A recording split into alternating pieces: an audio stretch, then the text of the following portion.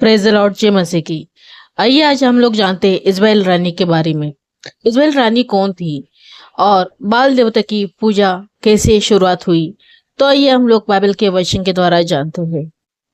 आइए हम लोग पढ़ते हैं बाइबल का वचन 1 राजा 16 का 31 से लेके 33 तक।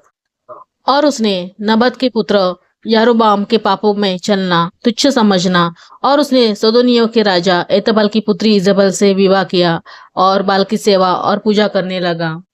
और उसने समरी में बाल के मंदिर में जो उसने बनाया था बाल के लिए एक वेदी खड़ी की। और आहब ने आशर का खंबा भी बनाया। और आहब ने उन सब इजराइल राजाओं से जो उससे पहले हुए थे अधिक काम करके इजराइल के परमेश्वर यहोवा को क्रोधित किया। ये बाइबल का वचन हमें बताता है कि राजा आहब के दुष्ट कर्मों का वर्णन है, जिसमें उसने सीदोन की राजकुमारी इजबेल से विवाह किया, बाल देवता की पूजा की और समरिया में बाल के मंदिर में वेदी बनाकर यहोवा को क्रोधित किया। फिर आगे देखते हैं बाइबल का वचन 2 राजा का 9 का 30 से लेके 37 तक। जब यहोवा इजराइल को आया तब इजबेल ये सुन अपनी आंखों में सुरमा लगा, अपना सिर सवार कर खिड़की में से झांकने लगी। जब यहोवा फाटक में होकर आ रहा था तब उसने कहा, हे अपने स्वामी के घात करने वाले जिम्मी, क्या कुशल है। तब उसने खिड़की की ओर मुंह उठाकर पूछा, मेरी ओर कौन है, कौन। इस पर 2-3 खोज ने उसकी ओर झांका।